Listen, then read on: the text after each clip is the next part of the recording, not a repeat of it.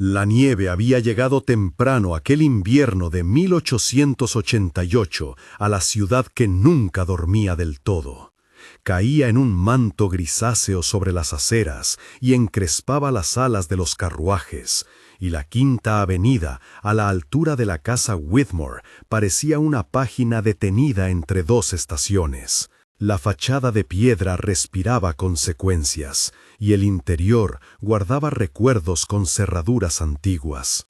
Celeste Moreau descendió del coche de alquiler, la boina de terciopelo pegada al viento, la maleta de cuero marcada por el viaje y un sobre sellado con su nombre en francés entre sus manos. El frío la recibió con honestidad, un aire que no permitía pretensiones, que dejaba al descubierto el contorno real de cada gesto. Ella no hacía aspavientos, avanzó con la dignidad que había aprendido en una infancia donde los silencios también enseñaban lecciones. Si te acompaña esta narración en video, quédate hasta el final. Cuéntanos desde dónde escuchas y escribe Primavera en los comentarios si sientes que una historia como esta puede florecer en tiempos duros. El umbral de la mansión Whitmore olía a cera y a leña seca. En la puerta, Mrs. Bradley la aguardaba con la compostura de quien ha visto pasar muchos rostros y pocos cambios de esencia. Sus manos, recias por el trabajo, ofrecieron el timbre y la mirada que tanteó la ropa ajena sin palabras. Tras un gesto rápido de introducción, la mujer condujo a Celeste por el vestíbulo, un vestigio de oro y mármol donde los retratos antiguos la observaron con la severidad de los que protegen linajes. Ethan Whitmore apareció en la cima de la escalera, una sombra dotada de cuerpo. Alto, la nuca corcovada por el peso de un duelo que se plegaba hacia adentro, los ojos duros, como si la música que alguna vez lo había movido hubiera quedado escrita en partituras que ya no tocaba. Ethan miró a la extranjera con mesura. No era hostilidad exactamente, era la cautela de quien administra una casa y un dolor. Dijo pocas palabras, medidas, y en ellas había la disciplina de un hombre que se había hecho razones en la soledad del despacho y la biblioteca. Celeste respondió con cortesía, en inglés templado por un acento que a veces caía en francés cuando nombraba objetos íntimos. En esa mezcla vivía su educación y también su pertenencia a un lugar que no era del todo suyo. Cuando Emily y Thomas bajaron las escaleras con la curiosidad que la nieve suele despertar en los niños, Celeste percibió de inmediato que no se trataba de pruebas. Eran manos que necesitaban guías, voces que requerían abrigo. Los primeros días fueron hechos de horarios y de pequeños ritos. La lección de letras al amanecer junto a la chimenea, las manos empastadas de tiza sobre la mesa del comedor del servicio, la voz de Celeste que corregía sin desprecio y leía, a veces en francés, cuentos que olían a otra infancia. Thomas mostró desde el inicio un semblante protector y serio, como si su infancia hubiera sido empujada de golpe a adoptar responsabilidad. Emily, más frágil, respondió con una timidez que Celeste atendió con paciencia. No hubo milagros instantáneos. Hubo, en cambio, repetición, la misma canción al atardecer, la misma taza de té con limón cuando la fiebre rondaba, el mismo gesto de pasar la mano sobre el cabello en la oscuridad cuando el llanto se asomaba. La casa, en su conjunto, hablaba en recovecos. El ala norte, cerrada desde la muerte de la señora Whitmore, conservaba un olor a jardín marchito y a libros que no se abrían. Nadie atravesaba ese corredor salvo los que ya habían sido despedazados por la pérdida. Celeste sintió la curiosidad natural de quien trabaja con las manos y la paciencia de quien reúne fragmentos. Fue una tarde de cera encendida y viento cuando, guiada por la soledad de los labios de Emily, llegó a detenerse frente a una puerta que no debía estar abierta. La mano de Mrs. Bradley vaciló un instante, pero no prohibió. El orden de la casa tenía grietas que admitían la compasión cuando ésta no traía ruidos. Dentro, el cuarto cerraba un presente que aún latía, un escritorio bajo una ventana, un retrato de la señora que había sido esposa, un piano cubierto por una tela que guardaba como un secreto. Celeste apartó la tela con respeto. Las teclas, al primer contacto, exhalaron la memoria. No tocó de inmediato una melodía, se limitó a dejar que sus dedos recorrieran la superficie, como quien lee la piel de un libro. Y entonces, sin saber exactamente por qué, humedeció el pulgar con el borde del sobre que traía. Dentro llevaba algunas cartas, recuerdos de una vida previa, instrucciones para los niños que a veces la costumbre no enseña. Entre esas cartas había una camelia prensada, aún blanquecina a pesar de los años. Celeste la despegó con cuidado y la dejó sobre la mesa. Para ella, la camelia fue un puente. Para Emily, la camelia sería un emblema de ternura. Ethan, que había sentido el leve rumor de una presencia en el ala norte, subió esa misma tarde con pasos que no hicieron ruido, porque sus pisadas en la casa eran ya una parte de las paredes. Le sorprendió encontrar a Celeste junto al piano, la camelia a sus pies. No dijo nada al principio, su silencio fue un protocolo. Cuando habló, lo hizo con la voz que había perdido modulación, con un tono áspero que no había sido cruel. Ella respondió con calma. No se trató de un cruce de palabras hostil, fue más bien un reconocimiento mutuo de que el pasado aún existía como cosa que había que mirar de frente. «No toque las partituras», dijo Ethan al fin. «Son de mi esposa. Hay cosas que no vuelven a ser». «No pretendía», replicó Celeste, «solo he encontrado memoria. Las cosas guardadas nos enseñan a ser menos prisioneros». Ethan dejó escapar una bocanada que pudo ser risa o pena. En la conversación, ambos vieron su propia soledad reflejada. Por la noche, los niños trajeron pequeñas ofrendas. Un dibujo de Thomas, una flor dibujada por Emily que imitaba la camelia. La presencia de Celeste comenzó a infiltrar calor en los rincones donde el frío había fabricado presencias hostiles. Pero la ciudad que mira también murmura. Las casas de la alta sociedad tenían oídos afilados, y en ellos cabía todo tipo de rumor que no necesitaba prueba para crecer. Dorothy, la criada más joven, era una voz que, por envidia o por deseo de ascenso, repetía a medias verdades y medias infamias en la cocina. Arabella Hudhorn, mujer de salón y risa calculada, encontraba en cada insinuación social un arma de mantenimiento de su propia posición. Margaret Holloway, rígida en modales y política familiar, atendía con frialdad a la idea de una extranjera, que con su sola presencia alteraba la arquitectura reputacional de la casa.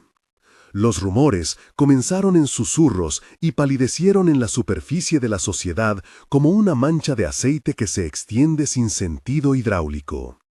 Un almuerzo donde Arabella dejó caer una palabra sobre vínculos impropios fue suficiente para que las cartas de negocios que sostenían las alianzas de Ethan recibieran otro viento.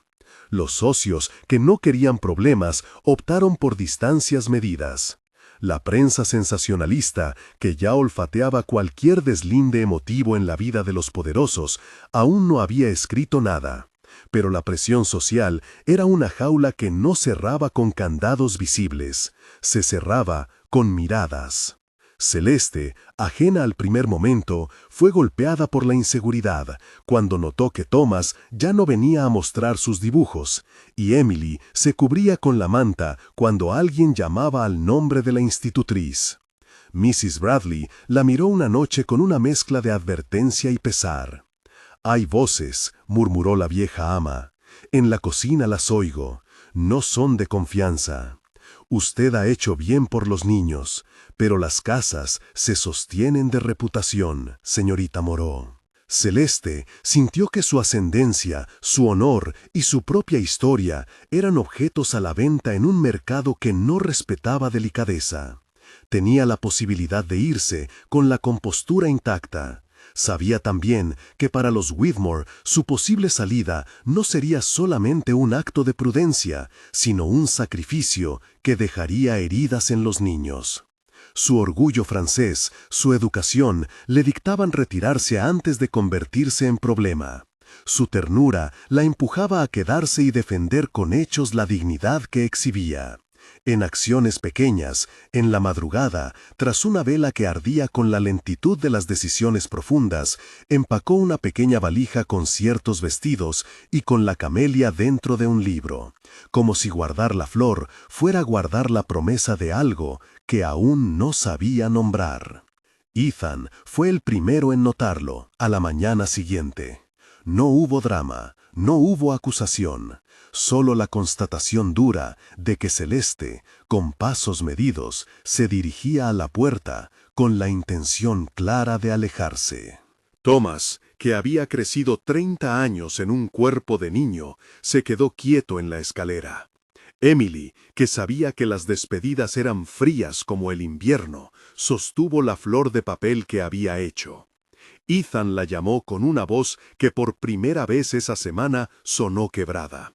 No era una súplica grandilocuente, era una palabra que sabía a lo que había dejado de ser. «Celeste», dijo, «¿te vas por la casa o por ellos?» Ella no contestó de inmediato.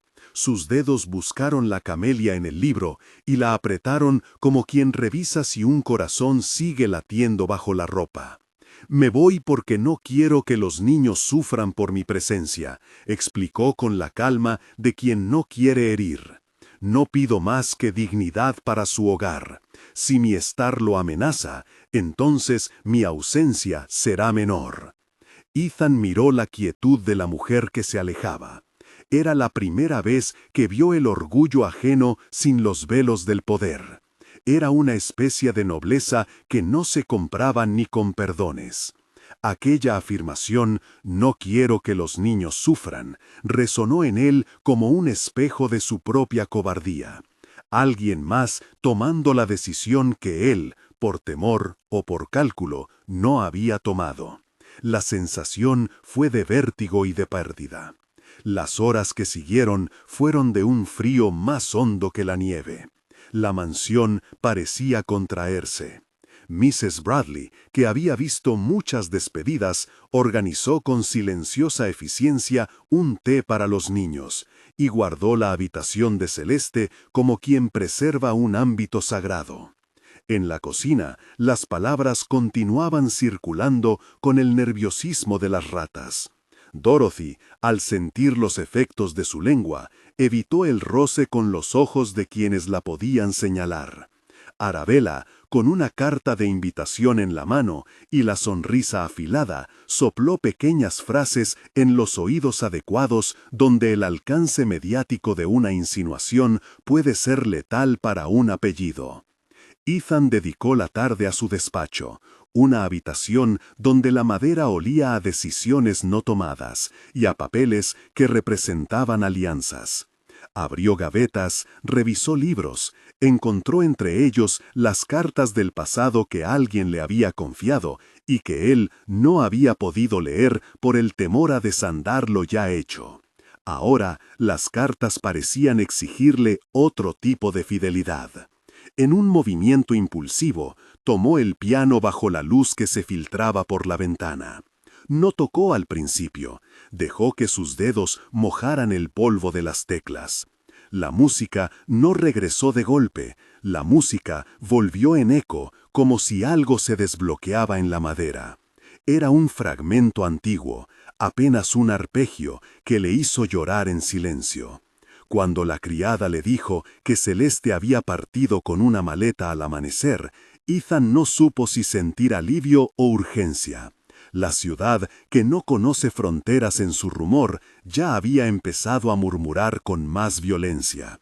Los socios llamaban con reservas, las invitaciones a cenas se convertían en preguntas sobre la estabilidad de la casa Whitmore.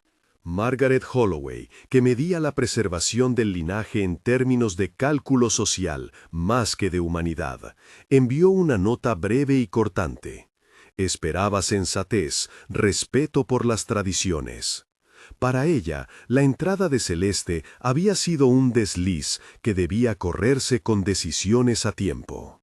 Ethan cerró las cartas y se quedó solo con el eco de la melodía inacabada. Una sensación antigua apareció, la de quienes han vivido mucho y se dan cuenta de que ciertos actos no admiten disculpa. La noche cayó con más dureza. Afuera, la nieve continuaba sin prisa. Adentro, un hombre consciente de sus fallos comenzaba a construir, sin saberlo aún, un camino hacia la reparación. Pero para que la reparación exista, a veces primero hay que atravesar el umbral del conflicto. Celeste se había abierto el suyo y la casa temblaba con la posibilidad de sufrirlo. El carruaje que llevó a la institutriz fue un trazo breve en la avenida. La ciudad la devolvió a un barrio de pensiones donde la calefacción era moderada y las camas frías. Celeste pasó la primera noche sola en una habitación con persianas de madera. Sacó las cartas y miró la camelia. Tenía en la mano la decisión de permanecer firme en su orgullo, o de esperar a que los niños la necesitaran. Su orgullo se tejía con un hilo de amor por la forma correcta de las cosas. No quería que su presencia fuese el motivo del escándalo, pero tampoco quería que un rumor decidiera el destino de quienes había empezado a cuidar. La incertidumbre la acompañó como un ruido bajo. En la mañana siguiente, una noticia llegó como una sacudida. Emily amaneció con fiebre.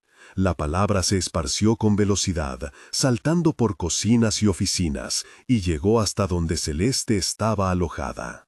No hubo que pensarlo. La mujer tomó el primer carruaje que pudo y volvió a la mansión Whitmore con la cara crispada por la prisa. Era una prisa sin cinismo, solo un apresuramiento a lo necesario. La casa, que había aprendido a respirar en función de la presencia de los titulares, le abrió la puerta con la reserva de siempre.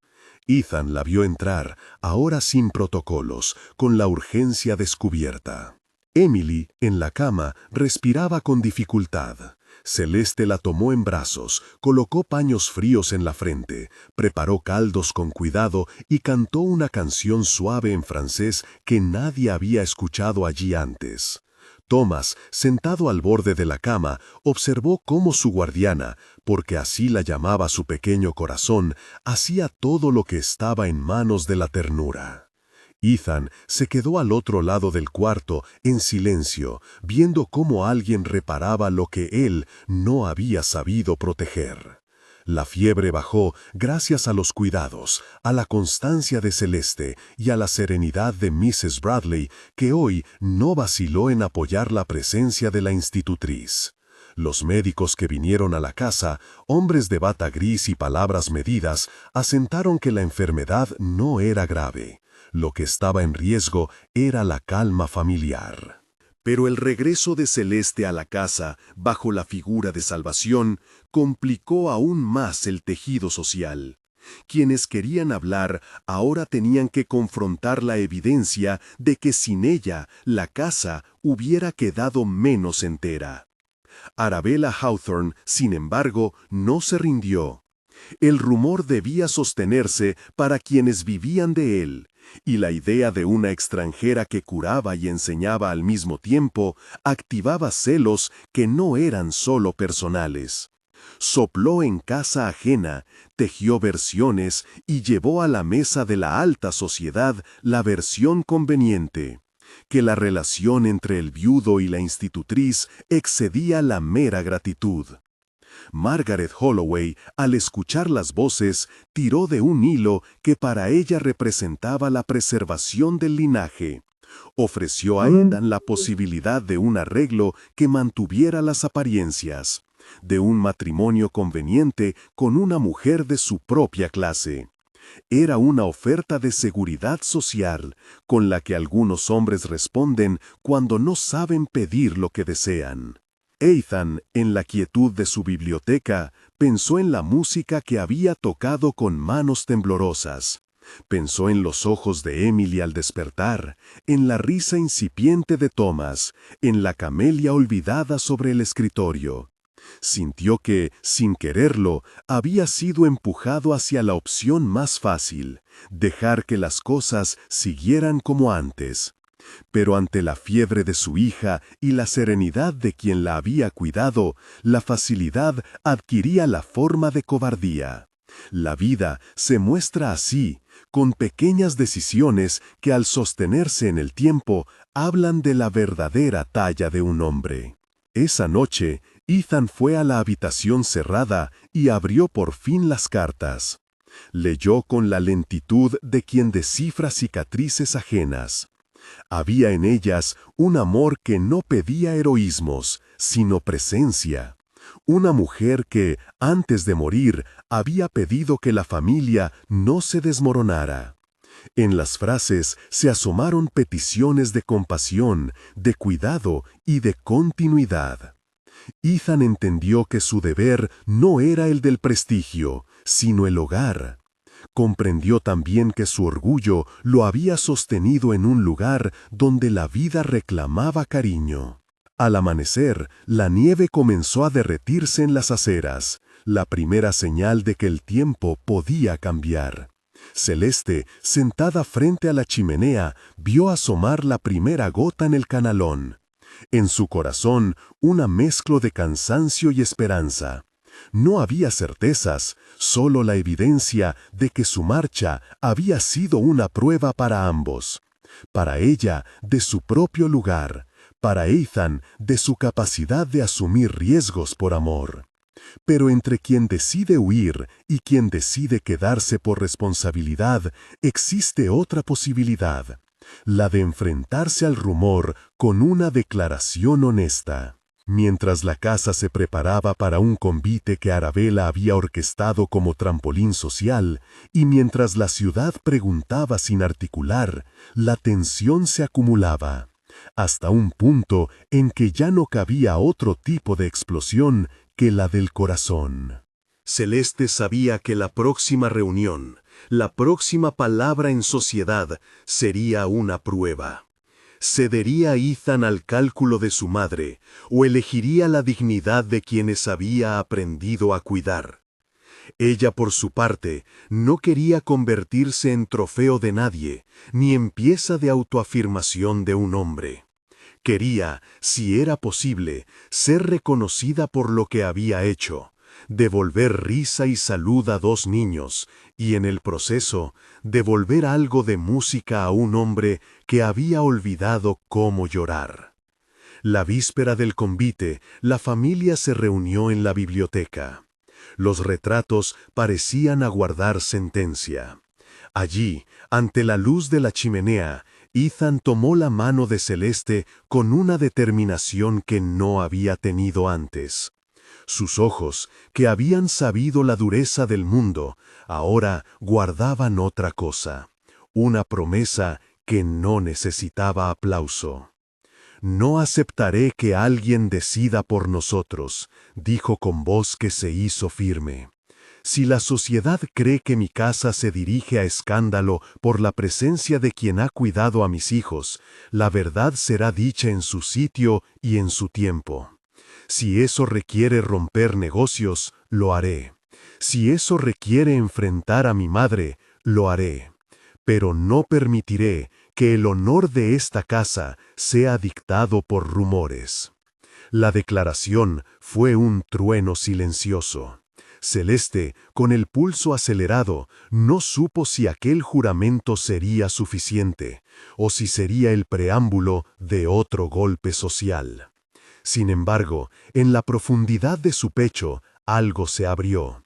La posibilidad de que un hombre que había aprendido a huir del dolor por protocolo, ahora eligiera hacerse cargo de él. La ciudad, entretanto, no esperó para tejer su siguiente acto. Arabella Hawthorne celebró su propio salón con la intención de que la sociedad pronunciara su veredicto. Invitó a quienes saben convertir la moral en espectáculo. Margaret Holloway, firme en sus convicciones, prometió estar presente. La velada del convite se acercaba con la fragilidad de un cristal que podría romperse en cualquier momento. Esa misma noche, mientras la casa se preparaba, Celeste fue hasta la ventana para mirar la Quinta Avenida. La nieve se transformaba en charcos de luz y barro. Sujetó la camelia y pensó en los niños.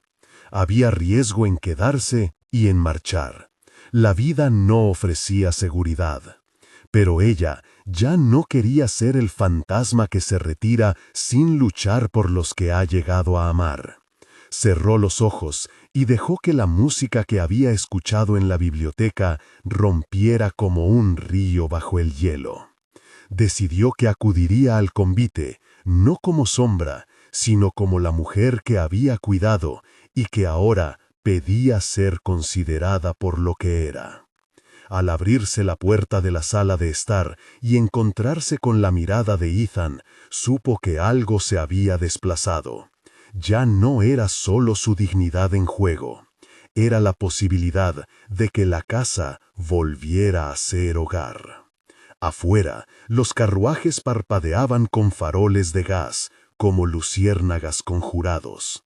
Adentro, la noche prometía ser la prueba mayor de lo que cada uno estaba dispuesto a perder o a ganar por amor.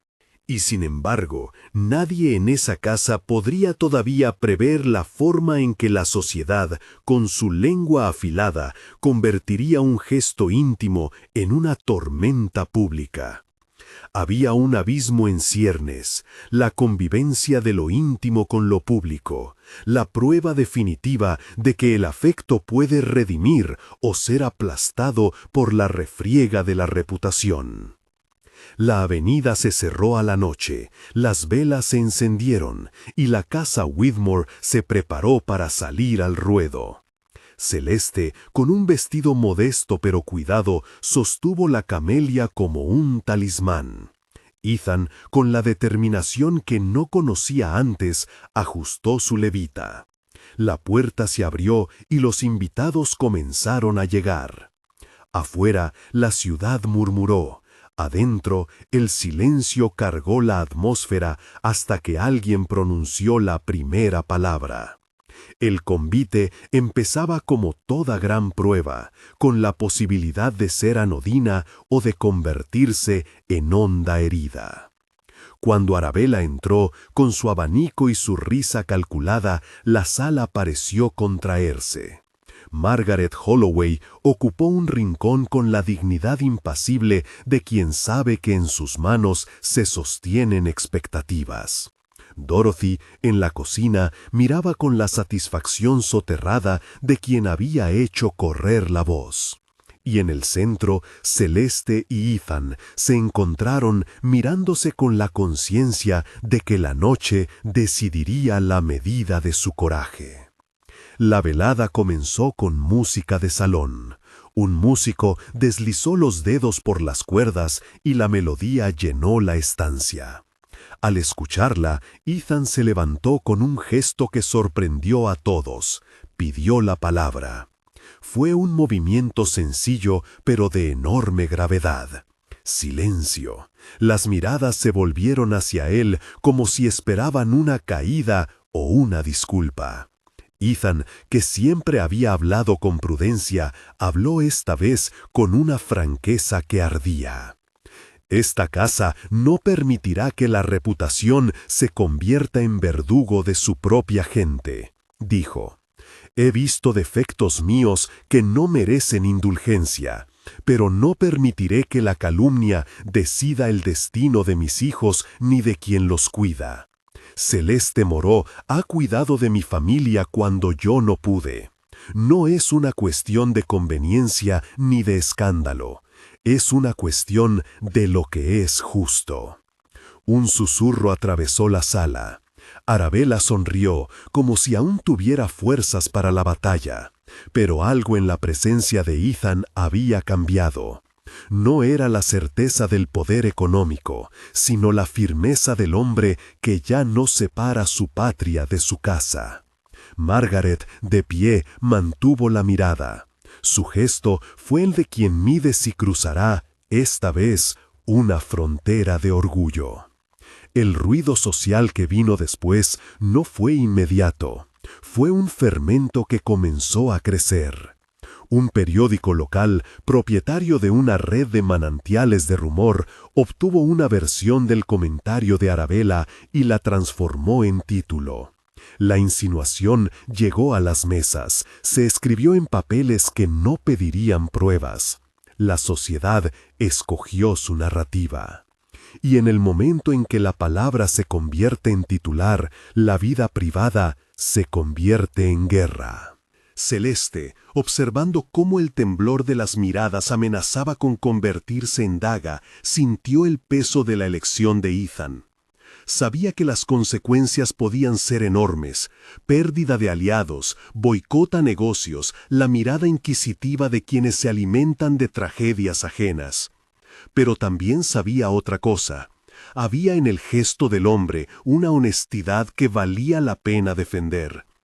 Aún así, la noche no dio respuesta inmediata.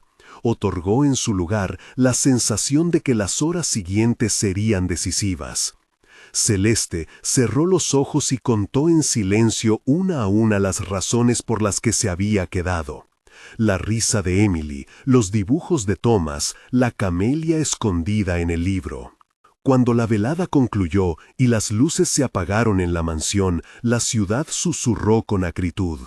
Había quienes celebraron la valentía de Ethan y quienes ya disponían el cuchillo para cortar la alianza, y la posibilidad de un escándalo mayor se cernía en la distancia.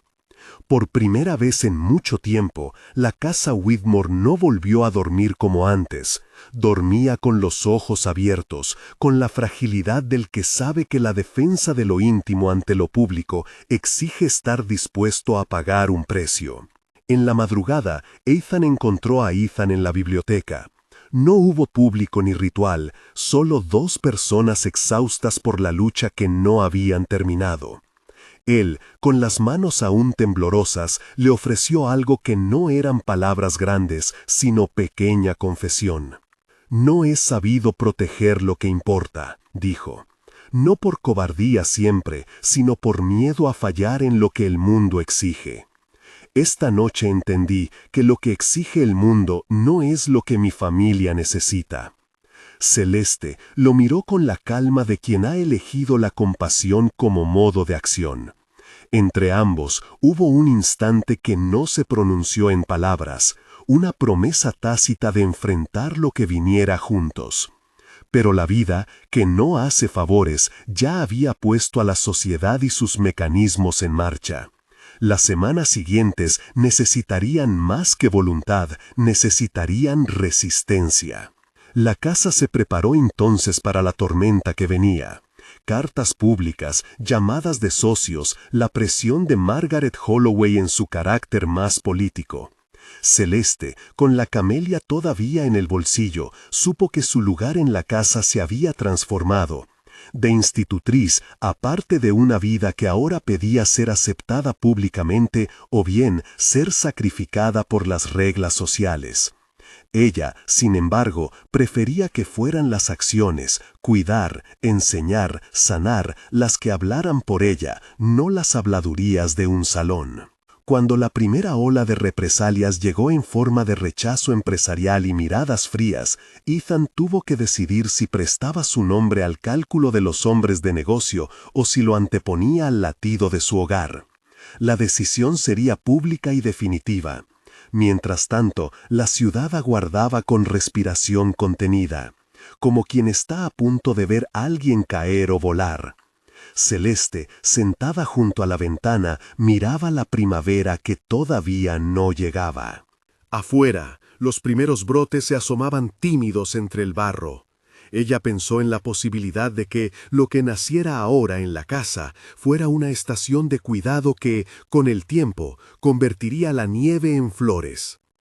Cerró la mano sobre la camelia y supo que lo que dolía no era solo la ciudad, sino también la necesidad de que el amor se declare sin pedir permiso.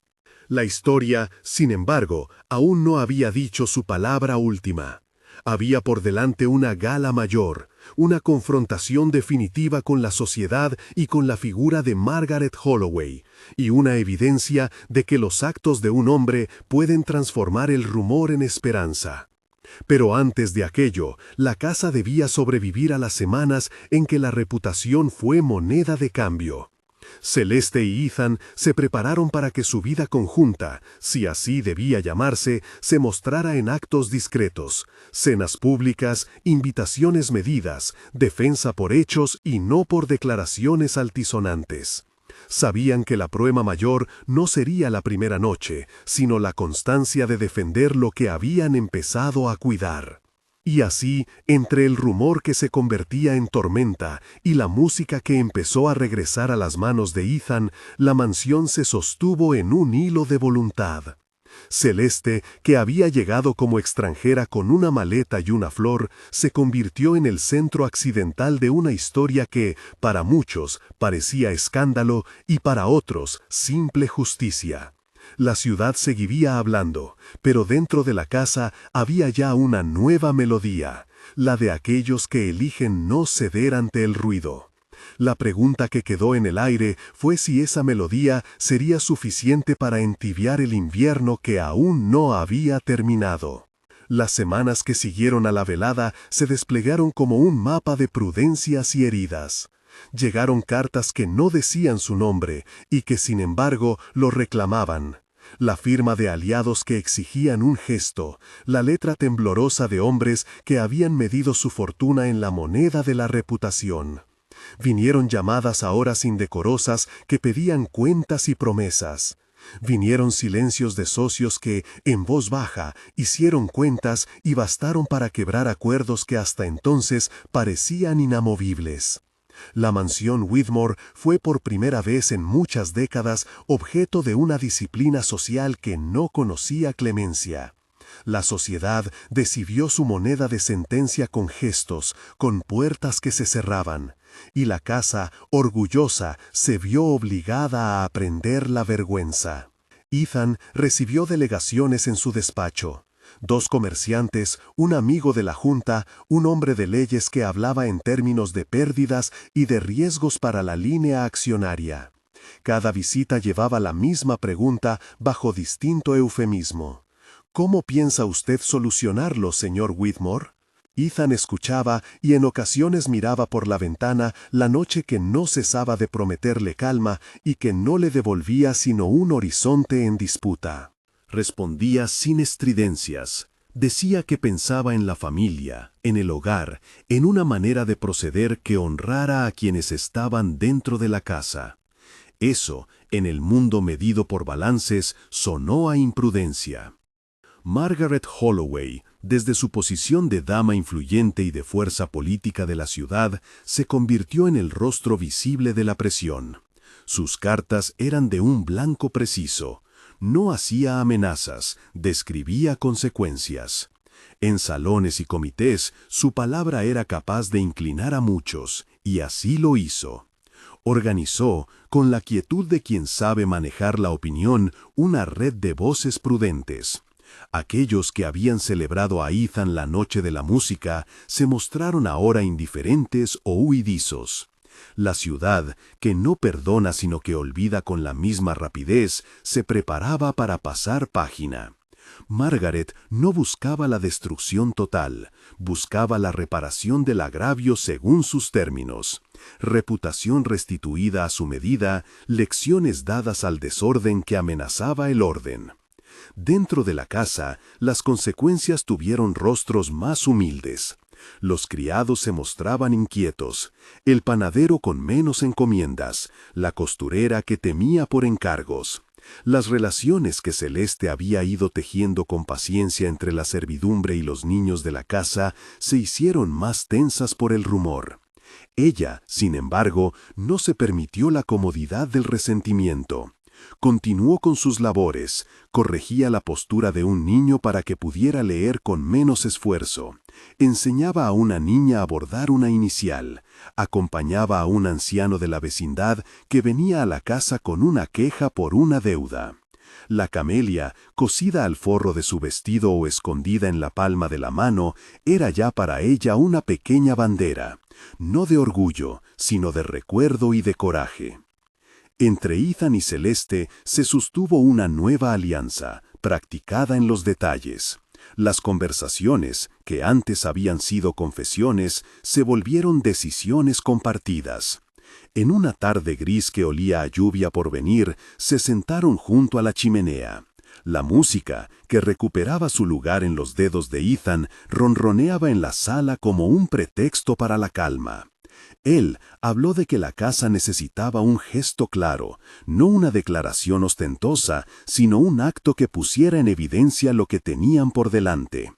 Ella propuso que ese gesto fuera farmacia de voluntad, más que palabra, demostrar, con hechos, que la casa no se quebraba por un rumor. Hablaron de la gala que ya se anunciaba en los avisos de sociedad, la noche en que la mansión recibiría a la ciudad para celebrar el cierre de la temporada. Para Margaret, pensaron ambos, sería el lugar idóneo para aquella reparación que ella exigía. Para Ethan era la posibilidad de un riesgo calculado. Las semanas previas a la gala fueron un mapa de diligencias y pequeñas batallas. Ethan negoció con quienes amenazaban perder apoyo. Escuchó la voz de un asesor que le ofrecía la salida fácil, una disculpa pública, un gesto que contuviera el mal. Ethan la rechazó con la misma firmeza con que, algún tiempo atrás, había rechazado la rendición ante la música. No quería ceder su casa a un arreglo que humillara a otra persona por salvar un nombre. Margaret, al tanto de cada movimiento, afilaba su paciencia. Si el mundo de la ciudad era un tablero, ella sabía mover las piezas hasta lograr el jaque. La mansión se preparó para la noche como para una escenificación. Las telas se plancharon en las habitaciones de las mujeres. Los criados probaron el servicio. La orquesta ensayó un repertorio que mezclaría piezas conocidas y una obra nueva que Ethan había querido recuperar. Los jardines fueron iluminados con faroles. La mesa principal se dispuso con el esmero de una ceremonia. Celeste recibió el encargo de una presentación discreta. Ayudar a una joven huérfana de la fundación de la familia a encontrar su lugar entre los invitados, hablar con quien llegara desorientado, ser la calma mediadora de la casa. Ella aceptó aquello como quien acepta un bautismo de cotidianeidad. No buscaba ser centro, pero tampoco escapar de la escena que ahora tocaba su vida. La noche de la gala llegó con un aire de solemnidad. Fuera, la ciudad dejó flotar sobre la mansión miradas que iban y venían como aves migratorias. Algunas se posaban, otras solo pasaban. A la entrada, los caballeros desfilaron en levita y las damas brillaron con joyas que parecían montadas tanto para el adorno como para la carrera social. Margaret llegó con su séquito, una figura esbelta y precisa, vestida para una ocasión que ciertamente no era casual. Sus ojos recorrieron la sala, y al encontrarlos con los de Ethan, se cruzó una comprensión que no pedía palabras. Ethan fue el primero en ser requerido para tocar. La orquesta esperó, las manos se detuvieron sobre los arcos y las cuerdas. Él tocó con la calma de quien sabe que la música ahora tiene más de palabra que de arte. Cada nota respiraba las semanas de resistencia. Cada pausa era una decisión no tomada en el apuro, sino en la deliberación. La música no era, en esa velada, un escape, era la manera más honesta que tenía para decir algo sin emplear la lengua. Y cuando acabó, la ovación fue medida, casi sorprendida. Algunos aplaudieron por cortesía, otros con fervor. Entre los rostros hubo quienes no ocultaron su escepticismo. El isótopo social de la sala, esa química de alianzas y recelos, se movía como siempre. Conversaciones en voz baja, miradas que juzgaban, silencios equivalentes a sentencias. Luego de la música, cuando las luces se suavizaron en los salones laterales, se anunció que el señor Whitmore haría una intervención breve. Las cartas, las advertencias, los balances, el rumor, todo convergía allí. Margaret inclinó la cabeza, como quien espera escuchar la condena ya preparada para ser confirmada. Los periodistas, los señores de la pluma y la tinta, registraban con atención. Ya se hacían apuestas sobre la forma que tomaría la noche. Ethan subió al estrado sin grandilocuencia. Había en su cuerpo la evidencia de noches sin dormir, de decisiones que lo pesaban, pero también una claridad que no había mostrado antes.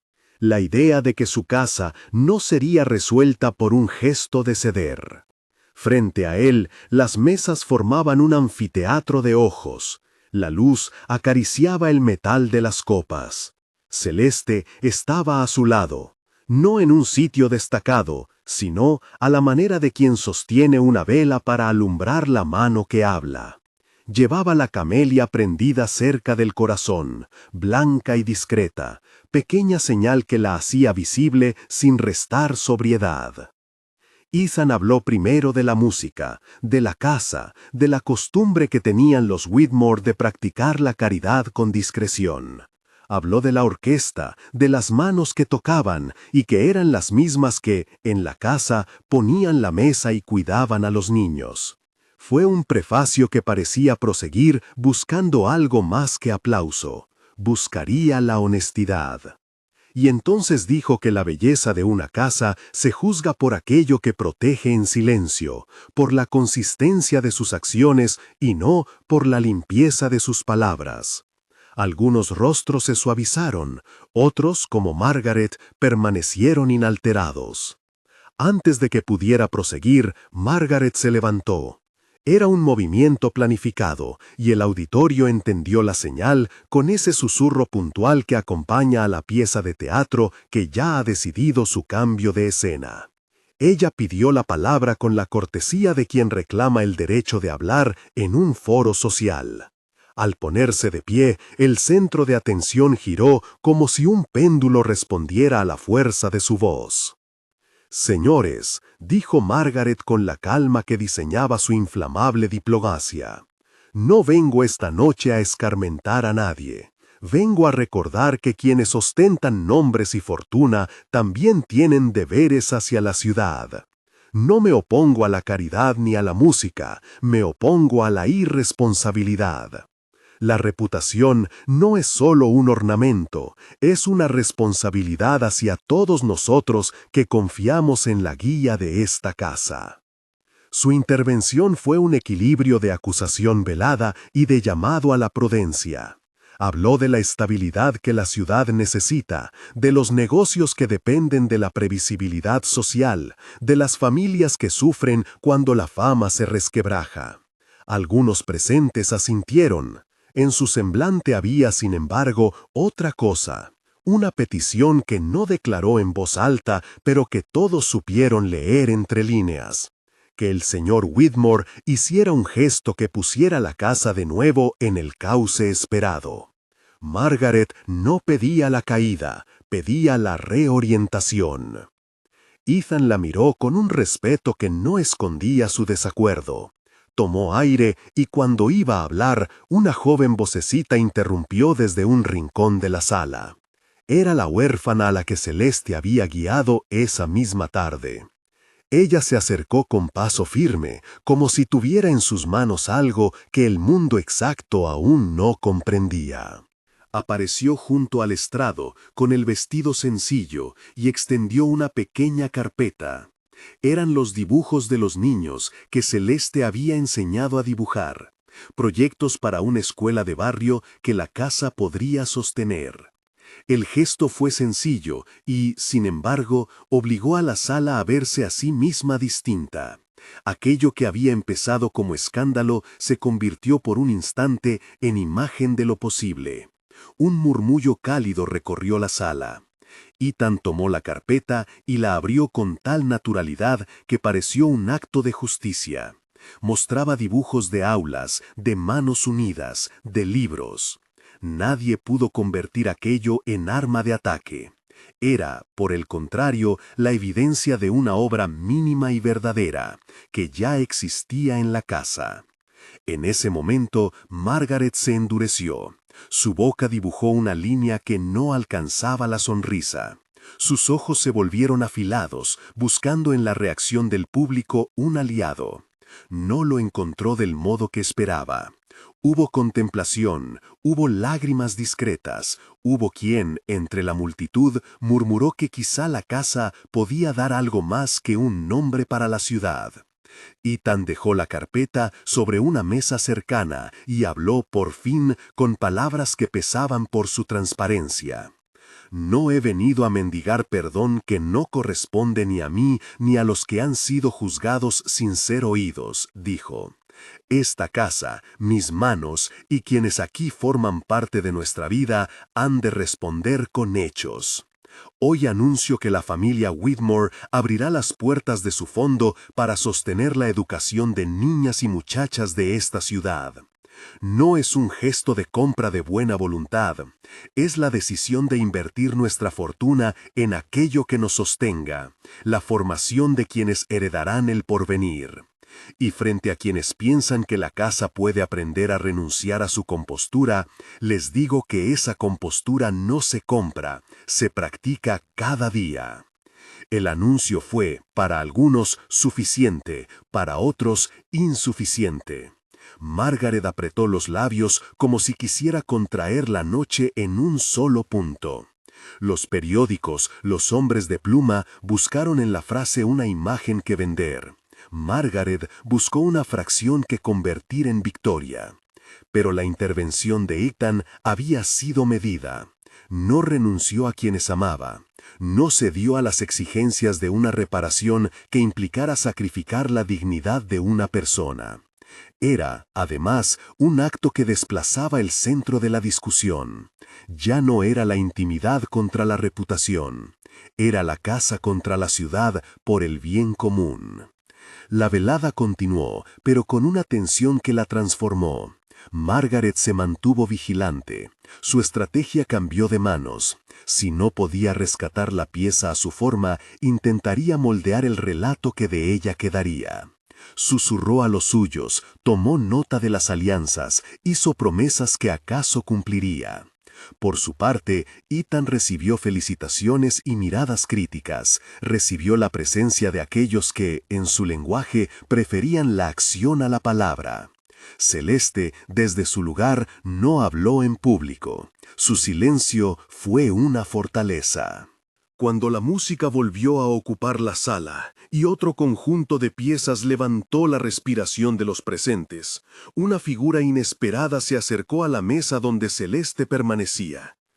Era el señor Mercer, un viejo amigo de la familia y hombre de la ciudad que había permanecido en los márgenes de las disputas públicas. Había asistido a muchas veladas, siempre con el silencio como traje. Pero esa noche llevó en la mano un sobre amarillo, bastante envejecido. Se lo entregó a Ethan con un gesto que parecía de reconciliación. «Esto pertenece a su familia», murmuró, «y quizá aclara algo». Ethan tomó el sobre con un leve temblor. Lo abrió en un rincón de la sala, lejos de las miradas que ya buscaban sensaciones fuertes. Dentro había una carta, una hoja que hablaba de un pasado que nadie había pensado desenterrar. El nombre de Thomas, una alusión a la camelia, un apunte sobre un pacto antiguo entre familias. Era una evidencia delicada, más íntima que pública, y sin embargo tenía la posibilidad de trastornar la narrativa. No era un documento legal, sino una memoria escrita que podía reconfigurar el sentido de lo que había ocurrido. Ethan la leyó en silencio, y sus manos, por primera vez esa noche, no temblaron por la defensa, sino por la cosa que asomaba. La historia que explicaba la blancura de la flor, el motivo por el cual Celeste había guardado la camelia en un libro viejo. Los asistentes, inconscientes de ese descubrimiento, bebían y conversaban. Solo unos pocos vieron el movimiento de Ethan, la leve inclinación a la persona que más le importaba en la sala. Se acercó a Celeste y con naturalidad que no buscaba exhibición, tomó su mano. Fue un gesto sencillo, aunque cargado de la determinación que lo había llevado a pronunciar su anuncio. Ella apretó la mano y dejó que la camelia rozara la palma de su compañero. Nunca hubo una palabra más alta que esa entrega. No la necesitaban. En el salón, la ciudad siguió su ritual de observación y cálculo. Margaret, que había plantado su estandarte en la noche, se retiró con la compostura de quien guarda su derrota para otra batalla. Pero la guerra no había terminado. Su influencia no se extinguía por un solo anuncio, simplemente cambiaba su táctica. Ethan lo sabía, Celeste lo sabía. Ambos, de pie en su casa, que volvía a latir bajo un ritmo menos mecánico, comprendieron que la resistencia sería larga. La gala concluyó con una música que ya no era mera ceremonia, sino ofrenda. La orquesta tocó hasta que la luna arrojó sobre los jardines un resplandor compasivo. Cuando la última nota se disolvió en el aire, los invitados comenzaron a retirarse, algunos más amables, otros con reservas. Ethan y Celeste caminaron por el corredor que daba al jardín, donde la brisa nocturna conmovía las hojas y el olor a tierra mojada hablaba de futuros incipientes. Al llegar a la antesala, Ethan dejó el sobre de Mercer en la mesa y se volvió a Celeste con la seriedad de quien pone su vida en un acto y no en una promesa vana. «Vendrán cartas y presiones nuevas», dijo. «Habrá quienes intenten empañar esto con rumores y con historias viejas que no supe contestar a tiempo. Pero lo que quiero que sepas es que mientras yo respire, esta casa te protegerá, no por la vanidad de mi nombre, sino por la justicia de lo que hacemos». Ella le devolvió la mirada con aquella calma que la caracterizaba y que, más que fortaleza, era una decisión tomada, la de no retroceder. Presionó la camelia contra su pecho como quien vuelve a soldar un juramento. «Entonces, dejemos que las cosas se demuestren en los hechos», respondió. «No busco altavoces, busco manos que trabajen. Si la ciudad quiere pruebas, démoselas». Ethan asintió, y por un instante ambos se permitieron la risa corta de quienes comprenden la precariedad de las victorias pequeñas. Sin embargo, la noche guardaba todavía un sobresalto. Al abrir la puerta para volver al salón, la figura de Margaret apareció de nuevo bajo la lámpara fría del corredor. Su presencia era la de un animal que no se cansa de volver a su presa. «Señor Whitmore», dijo ella con una voz que no pedía permiso. «Buenas noches.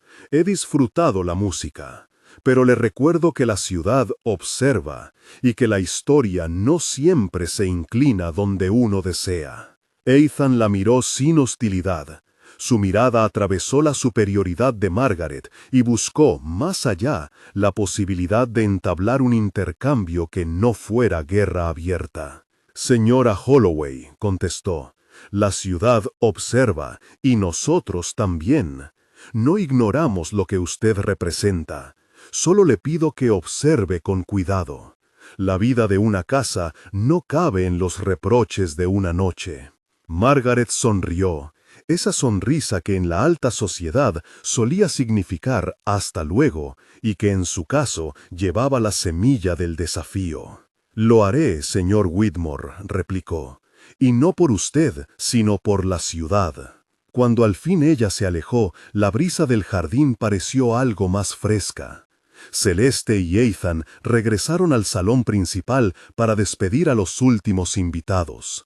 La camelia, blanca y frágil, seguía siendo la prueba de que había cosas en la casa que no se entregarían ante ningunas exigencias. Sin embargo, al llegar a la biblioteca, un hecho menor cambió la calma recién conquistada. Un muchacho del servicio, pálido y tembloroso, se acercó con un recado en la mano. A su rostro se le pegaba la prisa de quien trae noticias que no son siempre de buena índole. «Señor», dijo el chico, «hay una carta que llegó hace un rato. La traía un mensajero. Pide que la abra solo el señor Whitmore». Ethan tomó la carta con la sensación de quien sabe que algunas palabras llegan demasiado tarde, y otras, en cambio, tienen la virtud de convertir el pasado en luz. La abrió y la leyó con una lentitud que sentenció la quietud de la sala. Cuando acabó, no dijo nada.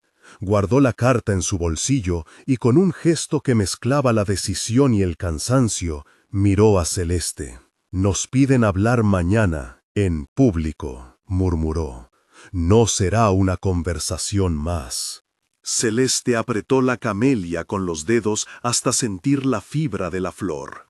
El tiempo, que hasta entonces había medido los días por oficios y visitas, ahora marcaba su transcurso por audiencias y por la posibilidad de que la palabra pública terminara de definir lo que en la intimidad habían decidido defender. Salieron a la noche como quienes vuelven de una batalla que no se ha cerrado. La luna, aún alta, parecía prometerles una tregua efímera. En su bolsillo, la camelia siguió siendo la pequeña señal que recordaba a Thomas, a la promesa de un cuidado que había llegado desde fuera y que, sin embargo, ahora formaba parte del centro de la casa. Era la flor silenciosa que no pedía permiso para existir. La ciudad dormía, pero el rumor no. Y dentro de la mansión Whitmore, mientras las luces se apagaban y algunos criados todavía limpiaban la huella de la velada, dos personas se sentaron frente al fuego para preparar el día que vendría. Había entre ambos la convicción de que la prueba verdadera no era la gala, sino lo que vendría después, la constancia de sostener, en público y en lo cotidiano, aquello que habían empezado a cuidar. Permanecieron así hasta que el sueño, por fin, los alcanzó en su oración tácita de cuidar y ser cuidados. La ciudad, en su periferia de escándalo y benevolencia, continuó con su murmullo incesante. Y mientras la casa se ajustaba a la certeza de una nueva batalla pública, la camelia se quedó, blanca y resistente, sobre la mesa de la biblioteca como un testigo pequeño de una guerra de proporciones humanas. La mañana siguiente traería el desafío anunciado, una reunión en la que las voces de la ciudad pedirían cuentas, y en la que la lealtad de algunos quedaría a prueba. Ethan supo, sin embargo, que ya no había marcha atrás. Había decidido, en voz que nadie le obligó a tomar, sostener la casa por encima del cálculo, y había dado un paso cuya consecuencia podía ser la gloria o la ruina. Celeste, con la serenidad con que cosecha la paciencia, estaba dispuesta a caminar a su lado. Y la camelia, blanca y silente, guardó la noche bajo su pétalo como quien aguarda que la primavera finalmente llegue.